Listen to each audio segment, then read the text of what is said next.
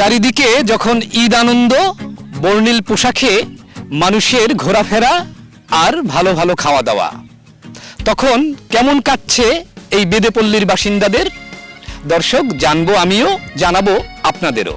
আসসালামু আলাইকুম। ঈদ উপলক্ষে আপনারা কি রান্না করছেন, কি আয়োজন করছেন? এটা আপনার বাচ্চা? হ্যাঁ কি ওর জন্য কি নতুন জামা কিনেছেন? কি করছেন, কেমন লাগছে? ভালো লাগছে।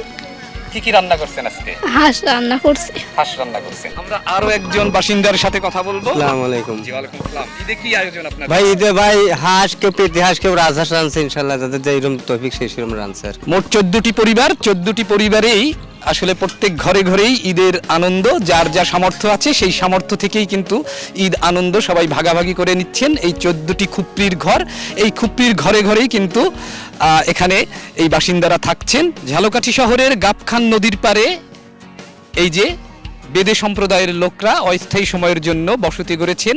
ঈদ উৎসবের দিনও তারা এখানে রয়েছেন। এবার কথা বলবো আর একজন বাসিন্দার সাথে, জানবো এই ঈদ উৎসবে তাদের কি আয়োজন, কেমন চলছে। আমাদের খুব আল্লাহর রহমতে ভালোই চলতেছে। খাওয়া দাওয়া, চলাফেরা, নদীর পার, হাওয়া বাতাস সবকিছুই সৌন্দর্য। বর্ণিল এই ঈদ উৎসবের রং ছড়িয়ে পড়েছে ঝালকাঠির এই বেদেপল্লীতেও। পলাশ রায়, সময় সংবাদ, ঝালকাঠি।